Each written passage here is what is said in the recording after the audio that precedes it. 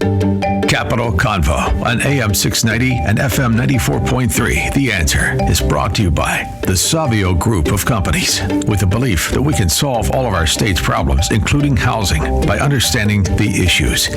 We are ready to talk, and we want to hear from you. Join the convo by calling 833-296-TALK. Capital Convo is now in session. Aloha Hawaii, this is Elijah Perrick. I'm one of the state representatives here in Hawaii, coming to you live from the Salem Media studio in Kalihi. I'm joined with a guest calling in from Maui. His name is Mike. Welcome, Mike, to the show. Thanks, Elijah, for having me. Absolutely. So, friends, we just met on Thursday this past week. I was in West Maui for a House of Representatives school working group. So the chair of education for the House of Representatives, the Department of Education superintendent, his staff, we all got together in West Maui to listen to the people of Lahaina sharing their concerns and what's going on there and what they would like us to hear relating to schools. There was definitely a good input from the community as to what improvement needs to be. And there was definitely a lot of area for improvement. So Mike, thank you so much for joining us. Could you start off by just sharing with us, how long have you lived on Maui? I've lived on Maui since 1972. We moved here when I was 7 years old. Wow, that's amazing. My mom is, she's born and raised. My grandfather came over with the immigrants, worked for HC&S in the cane fields, ended up being one of the Lunas. Also, helped, I guess, start the Jehovah's Witness in Lahaina over here. Wow. Yeah.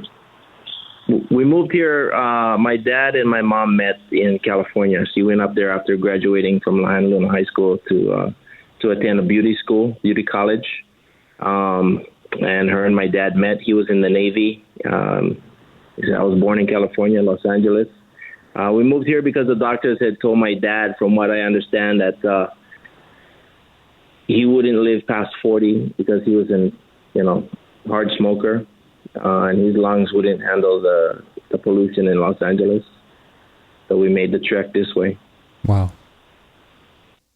Sounds like a big move for your family when you were so young at 6 years old. Yeah, my sister, who was 3 years younger than me, so, she was just 3 at the time. So, it was nice. We adjusted in with the kids. And then I spent my life on Maui, except for when I went into the Navy. Oh, wow. In the Navy. Okay. Yeah, my dad's been in the Navy since 1989. Mom grew up in Los Angeles. Oh. I moved to Ewa Beach when I was 8 years old, so we have some connections there. Yeah. How about that? Okay, so what made your family want to move to Lahaina out of all of Maui? Well, my mom is from Lahaina. She was born and raised here. Yeah. Nice. Okay, I'm guessing your dad was getting out of the Navy, and that's why he moved to with your mom to Lahaina? Yes, my dad's family is, he's got family in Texas and Minnesota. How about that? Wow. Okay, so definitely some roots in Lahaina. 1972 or 3, you said. My dad was born in 1970, so you have a lot of history there. Yeah. Wow. Okay. Well, can you tell us a little bit about the fire in Maui and how it started? What's your perspective on how that all came about? Well, I was at work that day. It was windy. They said we were going to have some high winds. I checked the weather report, because there's some preparations we do if we're getting extremely strong, like pulling some of the sails down that cover our an outdoor eating area. But the weather report said 30 to 40 mile an hour winds. We had our diesel tank filled for emergency generator just in case we lost power, which is normal protocol. And then it just, I got off work and, we were hearing stories that it was in Lahaina Luna and it was burning. No alarms. I went home, decided not to go to the gym. because there's too much traffic on the roads. Started to back up roughly around 4 o'clock, 5 o'clock, I think it was. There was traffic in our neighborhood, and we hadn't heard that the fire got contained, but we heard nothing. So, so we didn't really think to take anything. We had packed a carry-on for a couple of days that just in case we had to evacuate. And then the traffic was building up in our neighborhoods. Just looking out at the clouds, you could see the smoke, the black smoke rising up. It was really deceiving. So I took my electric scooter and rode through our neighborhood, and I was in the Foodland Farms parking lot at 6:45.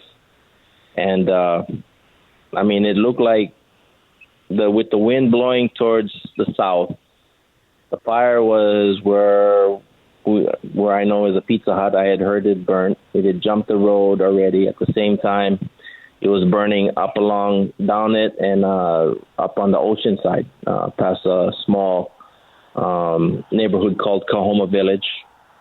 But I thought we were in the clear. I hung out there for about 15 minutes and then went back, and I thought we were in the clear.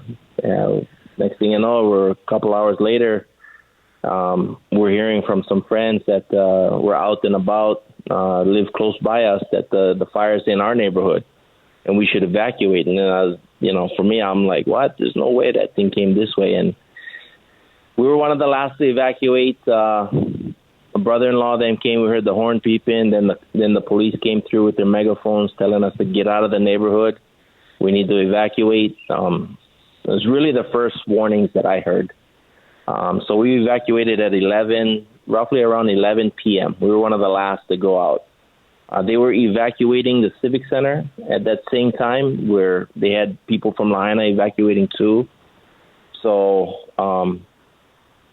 we got out and lost track of where my brother-in-law then went. So we went to property in Kaanapali that I work at, and they were able to put us in a vacant room with 3 other associates that were stuck on this side. So 2 of them slept on the balcony. The GM ended up coming to stay in our room, and housekeeping manager, and then me and my fiance. Wow. And then we just watched it we can see Lahaina from our room. I got up a couple of times, and it just did, it was kind of freaky because at that point you realize it was real, and we're just hoping they were able to contain it, but it didn't, because we're watching the red glows. We're hearing the explosions still all night long. Wow. Mike, I'm sorry to hear what you're sharing. You've probably shared this story many times in the past 6, 7, 8 weeks since the fire. I'm hearing it now on October 2nd, almost quite a while afterwards. It impacts me. It's a very sobering story. We woke up and it was still going, and they told us the fire wasn't contained. Word was getting around that, the coconut wireless, that it wasn't contained and we could still see it burning. And we realized we're in for some trouble. There's a property down there that has cameras in their parking lots that they could see some of the neighborhoods close, because I live about 6-minute electric scooter ride from where I work, and they could see that, the neighborhood I was living in was burnt up, which meant pretty much, I knew it was burnt. We figured it was burning, and they confirmed it, but I confirmed it going down there. I think it was 2 or 3 days after the fire. They had it supposedly stopped, and I took a bicycle. They weren't really keeping us out of the neighborhoods at that time, so I was able to ask the National Guard guys if I could just go up and get some closure. And he let me go up, and it was still, things were still smoking. Some of the wood was still burning. And so I found a couple of little trinkets right there in the front that survived. small vase. One was a angel with a bird in its arms, and I forgot what the other one was. But yeah, then I went back and told my fiance, and I took her back there a couple of days after that to go look. She needed to see it. I mean, you know your house burnt because everybody's talking about it, but when you see it, it really hits. But it did help with the closure, knowing, okay, you got to move forward. Mm-hmm. So, man, just different. Yeah, different is definitely quite a statement. I mean, that's how tragic to have basically everything you own except for maybe you saw a little trinket that survived the fire just to be totally gone. Yeah. Wow. So yeah, I had I do some TikTok videos, and I counted my plants. I do bonsais. I had it was 437 potted plants. I'd say probably half of that were just getting to where they look like, real small bonsai trees. So, yeah, that was tough. Put a lot of work into that property. Mm-hmm. A lot of cleanup. Wow. Yeah, it is. It's tough. I mean, we're still trying to deal with it. Myself, all of Lahaina. It's still tough to deal. I just drove down there. My daughter had an anxiety attack a few days ago. So, she was with some friends. They called the ambulance. The driver said they'd like to take her in for evaluation just because she's up and down. So that was the first time I drove through Lahaina at night.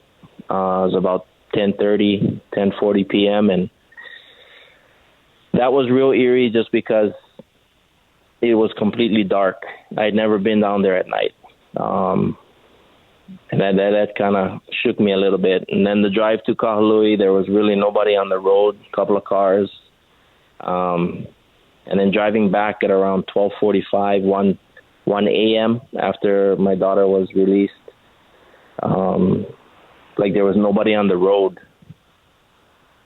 Just everything was dark. Lahaina, we already knew it changed, but, just like another hit of reality, because there's always somebody on the roads. There's always cars. But there was I passed maybe 5 cars that night coming from the hospital in Kahului back to the property where I'm staying at. Wow. The word that comes to mind as you're sharing your experiences is heavy. Yeah. Yeah, well, it's hard to believe we're going through this, but it doesn't feel like this could be real. But, I mean, this is really an awakening for us all in Lahaina. I'd say most of the state at this time, anybody who's paying attention, anybody who saw, I'm thinking everybody did, but here it is almost 2 months later, but the downplay has been a lot less. It feels like people are hearing it less on the outside. And we kind of expected that. A lot of us know we got to keep speaking up because before you know it, life has moved on like it always does. It's going to move on with you or without. And so we're just looking to get a voice, someone who can help us be a bigger voice to help out, to assist, to do anything that will help us keep what was ours and build back. Absolutely. Speaking of voice, Mike, I just want to remind all the listeners that this is Elijah Perrick, one of the state representatives in Hawaii, interviewing Mike, a Maui resident, a man who has experienced a loss through the fires coming through Lahaina and burning his home. So he's on the air with us now. And if anybody wants to call in to ask us questions about this, whether it's a state representative question or asking Mike, a Lahaina resident question, the phone number to call is 833-296-TALK. Again, that's 833-296-TALK. talk. So Mike, what's going on like right now? October 2nd, how are you processing everything that's unfolding?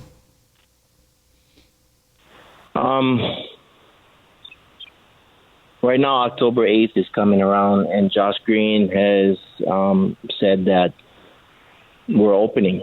From what I understand, he said he heard from 200 people from Lahaina that we should open. But I know there's a petition out there with 7,000 plus signatures on it that thinks we shouldn't. I'm going to do what I have to do. It's how I was raised. You don't just lay back. You take care of your responsibilities. My dad told me to, you got to suck it up. It was everything in general. And, I learned life moves on with or without you, so you got to learn to suck it up. So, I'm trying to deal with it. I get waves of emotions that come through here and there out of nowhere. I know it's going to get harder the rest of this year, being the holidays there's one this month, end of the month, Halloween, Thanksgiving's going to be right on us real quick. The Christmas lights, probably right after Halloween, we'll see Christmas lights, Christmas decorations all over being sold. I don't know, this is just new. I mean, if I had to really, I came on this about 2 weeks ago, just thinking about everything, because I feel like I'm moving forward. I'm back in the gym. I have been once they opened up a few weeks ago. Got things cleaned up at our property. We're moving along. We're taking care of a lot of maintenance. But I feel it's almost like you're stuck.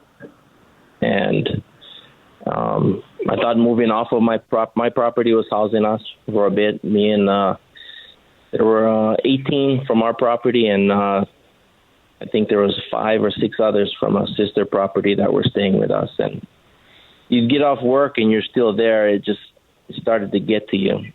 So relocating to another property when it was time helped a little bit, but we're moving forward. But for me, I feel like I'm stuck. And I have hope. I have faith. I wonder why God's got us on this plan. What was the reason? Anything I do in life, everything's meant to be. But it's like there's no light at the end of the tunnel for this one. None of us can see it. We can hope it's there. But for me, I see things long term, and I make plans for that. But I don't see a light at the end of this tunnel. Yeah, I hear the emotions that you're sharing is despair and grief and sorrow and just somewhat hopelessness. I hear you using the terms like you have hope and you want to go back to the gym and you want to get back into it, but there seems like there's not this light at the end of the tunnel. And Mike, that sounds so hard. It sounds so difficult. It sounds like a fog. Yeah, exactly. That's it right there. I mean, it's like a fog. Even though we're seeing things, it's not. And then the sensitivity. I'm not really a sensitive guy. I grew up in a harder world, but learning to be sensitive. In fact, I just had a talk with one of the younger guys.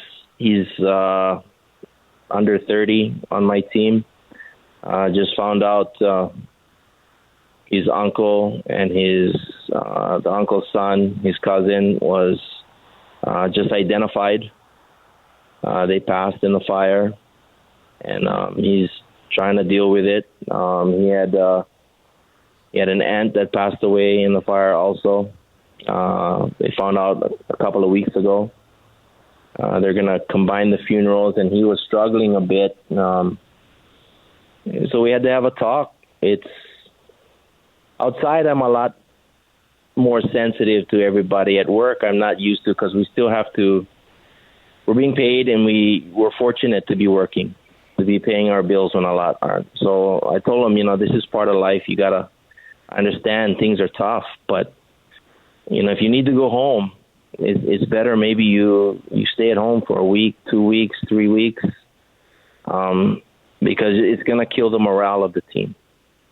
And because guys will get frustrated. Everybody understands we're all going through something, but to come here and leave constantly is not good. If you need to stay home for a few weeks, stay home. If you want to be to work, find a way to suck it up and be at work. Go in a room, take 10 minutes, 15 minutes, go cry, call somebody if you need to. But I need you here when you're here as much as possible. And because I've got friends that have passed away, I see the names rolling through the screen, people I've known for 15, 20 years. And it's tough. It's tough to keep moving on without them. But, we have to. Yeah, I hear you saying we have to. There's definitely an expectation for some to move on. Others process at a different pace. I remember when I first met you on Thursday last week, on September 28th, you had so much to share. You had so much on your heart that you wanted so many people to hear. And so I'm grateful that you feel comfortable to share that. One of the things we want to do in this minority caucus of Republicans is let people have a voice. Let you, Mike, share your perspective. Let Maui have a voice to share their perspective. I hear you saying that the governor shared that he heard 200 people say that they want to open Lahaina, but then there's this petition that's circulating with 7,000 signatures saying, no, let's push pause on that. I had somebody DM me on Instagram saying, Elijah, can you advocate for us to have this reopening slowed down? And it sounds like the reasoning behind that is so that people can still process, because there's lots to process. And if tourists were to flood into Lahaina, perhaps that would be disrupting to people's emotions there, that they still want to process the tragedy and to go back to business as if things hadn't happened might be difficult for people. Is that what I'm hearing? That's exactly what you're hearing. I mean, you said people process at different speeds. As I found out at that meeting where we met last Thursday, there's 49 children missing still. One of my coworkers, one of those children is her nephew, 9 years old.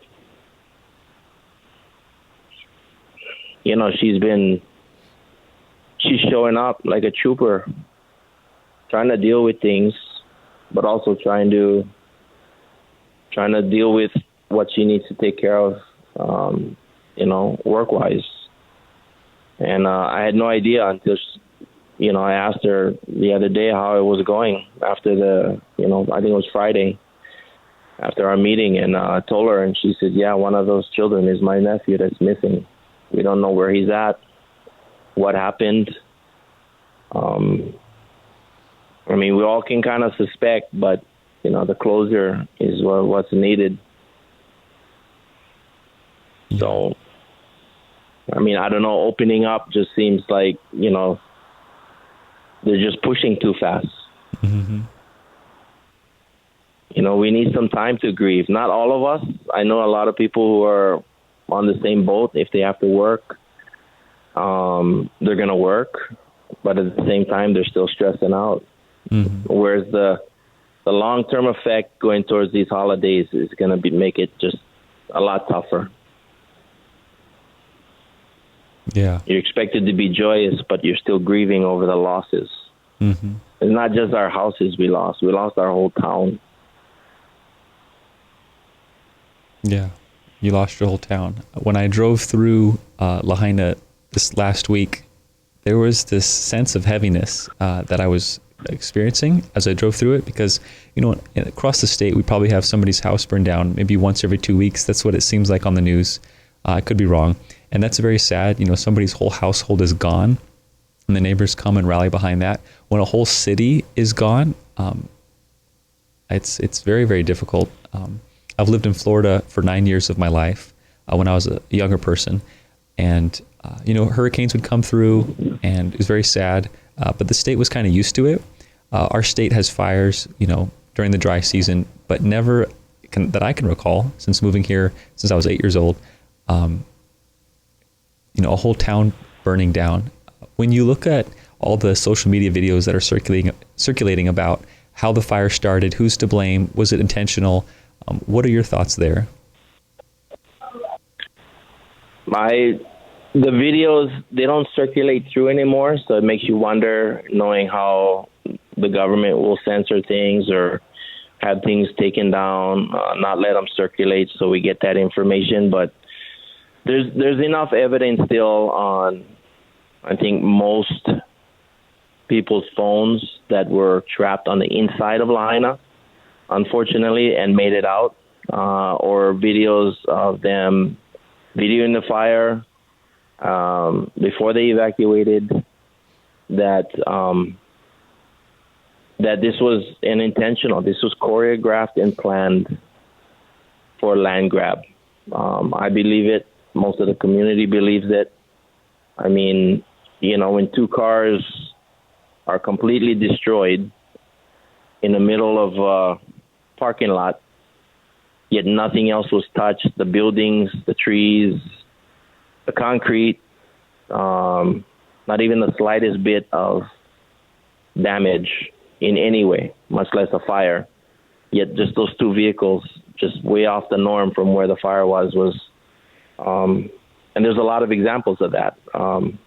Makes you wonder. And then you see other people who are concerned, doing research, because, they're in the same belief that the way the government's been operating, to see what was happening. And, I see a lot of information come through us, so I take it with a grain of salt. But, we hear a lot of information about Hunter and Joe Biden colluding with China or dealing with China. And yet the DAC 1, it was published, I think it was I thought it was April, but it was actually January, that the Mauna Kea telescope had caught the green lights going over Lahaina or over Hawaii in general. So, and then somebody came through and saw that if you go look up and you search satellites tracking, the DAC 1 was supposedly over Hawaii all day, August 8th. Two of my coworkers that worked that night saw this huge, I don't want to say jet, but aircraft. It was all white, and they said it didn't make one sound. Mm. We know there's direct energy weapons. It was flying around that day. I might have seen it. I can't say for sure, but I kind of feel like amidst all the chaos and everything that was going on, I might have saw it before I went home, or I might have saw it the next day. So, but they were sure they saw it, and they couldn't believe it didn't make one sound. It's like just totally quiet. I mean, usually you hear the aircraft, the jets passing by. This had no sound. So was it direct energy weapons? Was it the DAC 1? Was it a combo? I can't say for sure. I know that there's a lot of evidence out there that points to this being a choreographed, planned event. Right. I appreciate you, Mike, sharing your thoughts on how the fires in Maui started. As an elected state representative, who represents Oahu, Ewa Beach, Waipahu, etc., a lot of people were sending me emails, calling me up saying, hey, have you heard basically everything you just shared? They would send what you shared to me summarized in a TikTok video or an Instagram video or laid out in an email. And my thoughts were, I represent Ewa Beach, I represent Waipahu. This isn't my district. And then as more people shared their perspective, it became, to me, a thought of, okay, how is it that everybody is getting a hold of this information and everybody's believing this? I do believe that entire cultures can be misled, but at the same time, if the whole world is getting a hold of this narrative that this fire was intentional, it behooves me to catch up, if you will, to listen to what the people are saying. And then further than that, going to Maui and then meeting you, Mike, and so many others that shared their thoughts on how the fire started, it had more weight to it, because at first I was doubting these sources by thinking to myself, maybe these people just want footage. Maybe they just want the likes and the hits and the shares on their social media platforms so they can be an influencer. But actually being in Maui and talking to the residents and them saying what these social media platforms are saying, it makes me question the doubt, and it makes me want to believe the people who've experienced it. And that's what you're sharing with me. The tension for me as a state representative, I would say, is knowing, like I've met the mayor before of Maui, I've met the governor before, and for people then to say, okay, these guys intentionally planned it, it's maybe it's a cognitive dissonance for me at this moment to believe that they've done that, because it's like, I mean, they're smiling, they're shaking my hand, they've been to cookouts, they've done things that are very humane.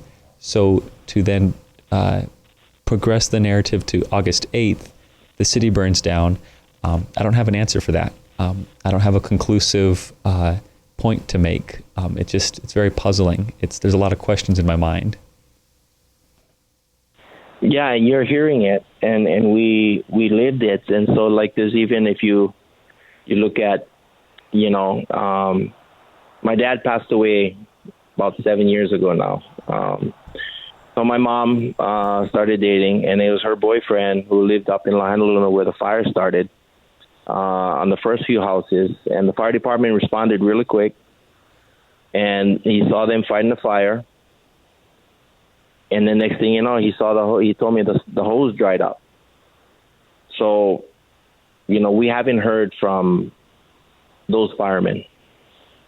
I'm sure they called it in, said there's no water, because then they took off real quick. But they called it in, so are they being suppressed? Were they put on leave and told to stay quiet? And then if they did call it in, why at that time, knowing there's no water in the Lahaina area, apparently, why wouldn't you sound the alarm at that time and just let it run all day? And then just start, and I guess the police could have drove through neighborhoods. There's no water in the hydrants, you need to evacuate. There's no water in the hydrants, you need to evacuate. There's nobody's being held accountable. No one's giving us straight answers. It's tough, and that's part of the fog, Maybe that's why there's no light at the end of the tunnel, or that's why there's all this fog, because we want answers. Mayor Bisson has not been, I didn't see him at the community meeting. Nobody else did. He obviously wasn't at the meeting that we both were at. And our representative, El Cochran, has not responded to me in an email yet. Justin also did, Justin Woodson. And then, just with you, Elijah, it's like I said, our meeting was chance, but was supposed to happen. And because unless Tamara if she didn't let that, information go at the community meeting the day before, we would have never been there. We would have never met. I wouldn't be on this call right now. So maybe in some way, you're part of that spark to help us get a voice to help Lahaina, recover, I guess, to put it in simpler way. Yeah. I'm very grateful to have joined your story and to have an opportunity to get to know you more. I'm sorry to hear that the mayor wasn't at our meeting. He probably wasn't sent a direct invite. There's 6 Hawaii House of Representatives working groups in response to the Lahaina fire. There's an environmental protection working group, a water working group, school working group, a job working group, fire prevention working group. And so some of them were happening in the same week. I doubt the mayor was invited to all those. It was more so focused on the state representatives. I'm sorry to hear that. Oh, I see. Mm-hmm. Yeah, Ellie Cochran wasn't there. I talked to the chair of the House of Representatives Education Committee, Justin Woodson, about that. I said, hey, can we invite Ellie Cochran? So I definitely wanted her to have an opportunity to listen to the community in that capacity. I know she's on, I think, a different Hawaii House of Representatives working group. So she is in the community in that respect. And I'm sure her email inbox, I'm not sure, but I'm guessing her email inbox is pretty full in this season. So hopefully her staff will get back to you. If not, I'm sorry to hear that. Yeah, I'm hoping. I keep looking, hoping she can, because, you know, like I said, we need a voice, and it seems like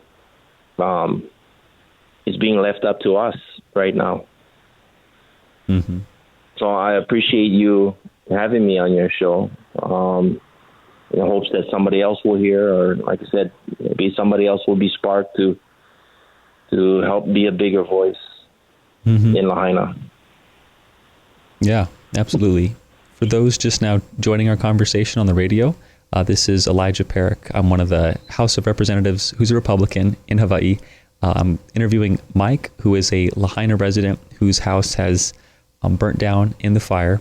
If anybody wants to call in to ask a question to join our conversation, you can call 833-296-TALK. Again, that's 833-296-TALK. Mike, another question I've got for you is your perception on the community. How have you seen people come together as an ohana? How have you seen things maybe in the opposite direction? What's your experience? A couple of my coworkers that live on the other side of the island had family in Lahaina that lost. So a couple of them have all of theirs. So they've got maybe, what did he say? Maybe 10 people in his house right now, sleeping, you know, on the floors, couches, because they have nowhere else to go. And when you get, you know, people of culture, they're Filipino. They're doing what they can to get housing.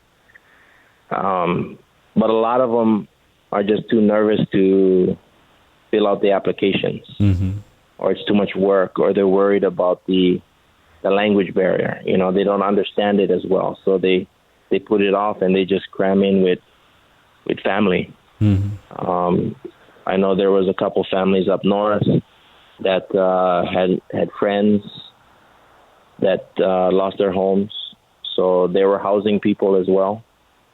The local hubs have been great with supplies. Some of the local restaurants, I know Joey's Kitchen was putting out food daily for the first few weeks after the fire. Free food daily. You'd see it come through on posts. Breakfast, I think he was doing lunch as well. It just seems like it's the locals. FEMA had come through, Red Cross had come through, they got their things, but it's really just been the local community coming through for each other when a lot of us couldn't. Yeah. I mean, like I said, there's a lot of anger in the community because, like I said, it really comes down to there's just no answers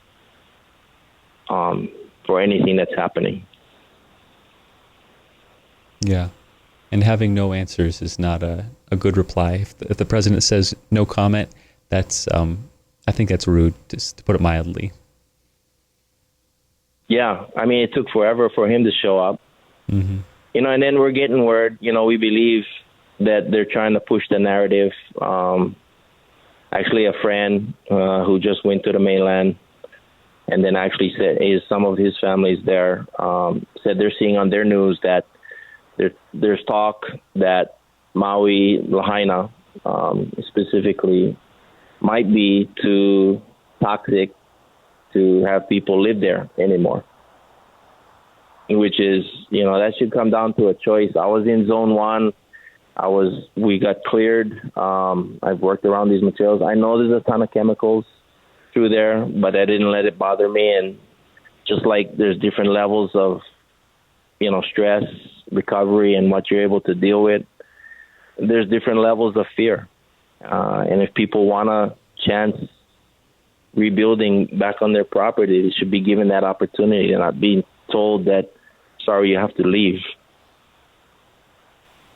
Yeah, there's definitely a lot of attention there when it comes to maybe the health department saying it's not clean enough to come back, and then the residents are like, no, this is my home. This is where I've paid property taxes for 30 years. This is where I've paid off my mortgage. This is mine.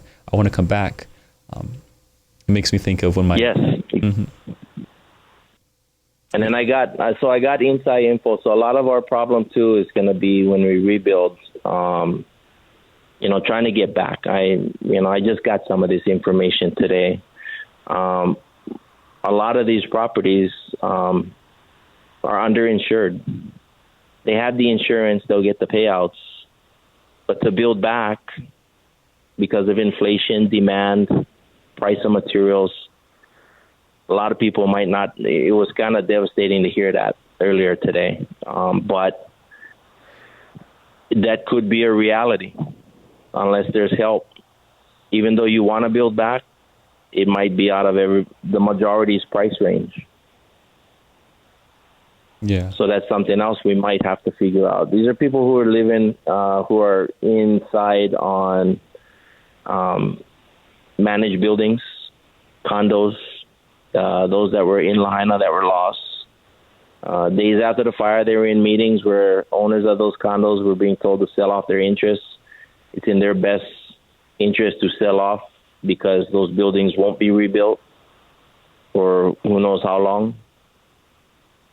And then we've been hearing a couple of my friends had businesses down in Lahaina in some of the buildings, and they were already gotten emails that they're not going to rebuild. So, of course, their businesses are lost. So there's a lot more sorrow to come, reality checks, I guess, if you want to call it that. And like I said, people are still trying to figure out where their loved ones are, because we believe that number is being downplayed. They found 5 bodies in the neighborhood where my zone was cleared, but they found it on the other end just a couple of weekends ago. And no one said anything about that. There was no news media coverage. It was not circulated through social media. Maybe it got taken down because the person we had inside that was a volunteer, was hazmat certified to go with the EPA. He saw them first. He took some pictures, put his phone in his pocket, and then he went and reported it. But nothing's come about, and it didn't add to the death toll. So, that's kind of what we're dealing with here. Wow.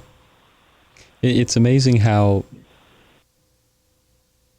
these stories are very sad. I think there's a better word for it. With honor to the people who have passed, these stories are depressing.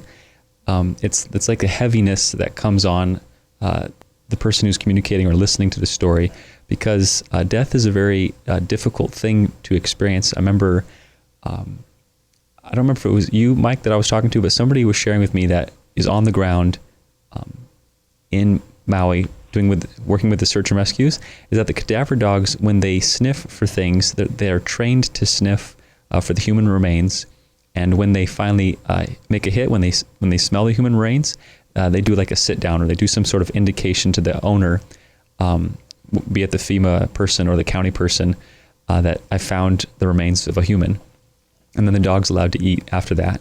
And so I think when we try to sanitize the story and we don't share details like this, there's often an agenda behind it, or maybe a purpose behind it. If I could go deeper into that story, there was a group of people scanning an area that had been burnt by the fire. They, based on their human perception, couldn't find the human remains, but when the cadaver dog came through afterwards, they could smell it. And basically all they were smelling was the ash, and it was like the remains of 5 or 4 people in a vehicle. I don't know if the news would want to carry that story, or if the governor would want to repeat that story on his news feed or Instagram feed, because it's so sad. It usually tugs on the heart to say there needs to be justice. There needs to be something that recompenses for this loss. There's definitely a spirit of ohana in Hawaii, and it sometimes leads to a lack of accountability. Sometimes it's like, well, we're not going to punish Uncle Joe because, we all know Uncle Joe and he didn't mean to. It was an accident. And maybe that is the case. Maybe the fire was an accident, but definitely from your perspective, Mike, and so many other people's perspective who experienced the fire, who were there, who their houses are gone, they're saying it's not an accident. So somebody does need to be held accountable. I believe that is justice. is for people to be held accountable for what is wrong.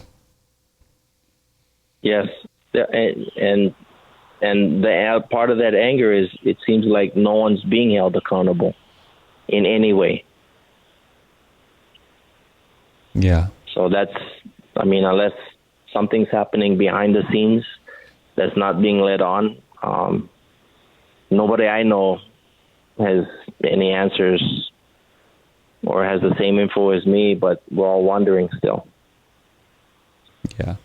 If I could speak as a representative who's Republican, being behind closed doors, where the public doesn't have access to it, and then after we have our conversations, we go into the public where we're sitting at a table, much like the one you saw, Mike, in West Maui, where we have our microphones, we're sharing to the public, the Zoom call or the YouTube is on so that there's the sunshine law is in effect where people can see what we're talking about. Often what we give in public is a very polished presentation of what we've thought about over time so that the public is getting what we want them to get. I've been in committee meetings where, let's say we hear the testimonies given for bills and then we gavel out for recess. The representatives go into somebody's office and we talk amongst ourselves about what we're going to vote on and why. And I think it's good to be able to talk story and share your perspectives. I would advocate for that, for those conversations to be in the light. The rationale for my colleagues to have it in the dark, so to speak, is so they can get reelected because they want to share their heart of hearts perspective on why they're voting yes or no on that bill in the closet, so to speak, where the public can't see it. And then when they go back into the public, they share a polished presentation so that their end goal in mind is public perception being positive for them. And that can be good perhaps if your long-term goal is to help the community and you want to be able to do what you can to stay in your seat to help the community. But ultimately, I think the end goal in mind, and I hope, Mike, you agree with this, is just to advocate for the people. And whatever comes out of your mouth that is an advocation of the people, let that be so. And if it backfires, let it backfire. If the goal is to become governor and that's keeping people from speaking up the truth because they don't want to be known as a radical, I think that's a problem. I think if the end goal in mind is re-election, our mindsets are distorted as public officials.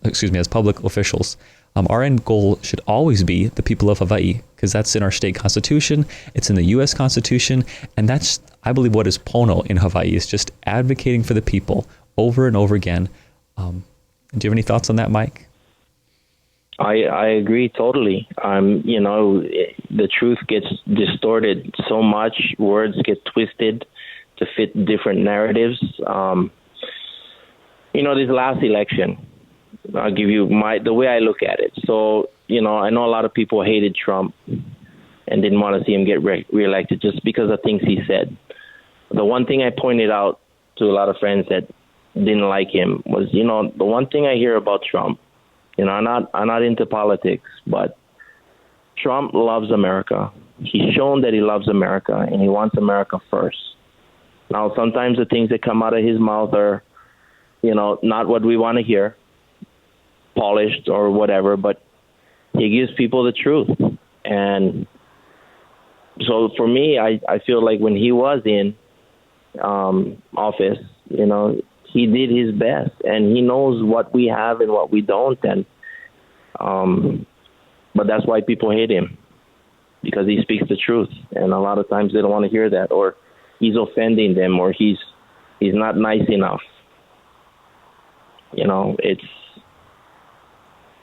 people, someone to help. I don't know. I guess when he had his own talk show, Jerry Springer, they asked why he wouldn't be a politician, because he said, one day I'm going to end up saying whatever I got to say to just get that paycheck. Mm-hmm. It goes deeper than that, but, finding somebody who can truly help us. Why is Bisson not around? Why was he acting the way he acted after the fire? I've told people I believe that, but I don't expect everybody else. But did he step into a mess that he didn't know was going to happen, and he's compromised, and that's why he wasn't at the community meeting introducing himself? Where has he been the last few days? Is Josh Green just going with what he's doing because of his donors, and doing what he has to because he's compromised, or he's trying to be part of the One World Order, World Economic Forum, and he's not for the people of Hawaii. So, I mean, we need somebody who can be a voice for Lahaina, but a voice for all people of Hawaii, somebody that's really there to try and help us. But I know on that side of those closed doors that you talk about, it could be a lot different. And Elijah, and I'm sure, it is a lot different. You guys get a lot more information. It's got to be scary in a lot of ways. I get a lot of information. I don't tell my fiance or speak about it too much because I don't want them worrying too much. What I see, what I hear coming, what's happening. I don't give all that information because I don't think it's necessary to scare her or get her scared, because I don't know how she would handle it, or anybody else in my family for that matter. Yeah. But with this event, some family members who were always thinking I was nuts have now changed their tune. Yeah. Yeah. People definitely change their tune when they... Yeah, I appreciate you sharing that. People definitely change their tune when they have different information. And it is an aspect of leadership to filter what you're saying so you can have the desired outcome in mind when you're serving people. And sometimes people have different filters, if you will, when it comes to what they are going to say, what they aren't going to say. And if those filters are, how can we best serve the people of Hawaii? How can we best be transparent? How can we best be truthful? How can we best just love people and let them know that we genuinely care about them? Those are great filters. If the filter is, how can I get reelected? How can I have the guise of promoting an agenda? How can I fulfill the desires of those who got me here? And I say that with regards to donations. The vote count is different than the donation deposit. I think that's a problem. Any comments and statements that say that the fire started because of global warming, I do not support that. Let's say that the world is 10 degrees hotter today than it was 100 years ago. To then make a conclusion from there that the fire started that way, I think that's illogical. If I take a flamethrower and start blowing a field and it catches on fire, that fire started because of an intentional initiation, not because the world's 10 degrees hotter now than it was 100 years ago. Just if I could just add this, the world isn't 10 degrees hotter now than it was 100 years ago. So just adding my 2 cents there. We're going to close out this show. No, yeah, Go ahead. I believe that. And you bringing up that, I think it was 2 or 3 days later, there was a fire right above Kaanapali hillside. Mm-hmm. And so I was coming back from the other side, and one of my coworkers, his son, they were in the building when they smelled the smoke. So they ran up there before the sirens got there, and then he just started the video. My coworker didn't notice till the next day when he came in. He was telling me, he's like, "Oh my God, Mike, my son has video of that fire, and there was 2 guys on motorcycles riding away from it." Wow. So let me cut you off. What were those guys out there? Were they checking it out? Did they start it? Mike, I need to cut you off. I appreciate you sharing this story. We're closing out the show. Friends, thank you so much for listening. We air every Monday, Wednesday, and Friday from 5 to 6 p.m. Please put it on your calendar. Please tune in and call us with your questions, with your comments. We'd love to hear from you. This is the Minority Republican Caucus of Hawaii, coming to you live each Monday, Wednesday, and Friday to give you updates in Hawaii. We promote transparency and we promote the people's voice.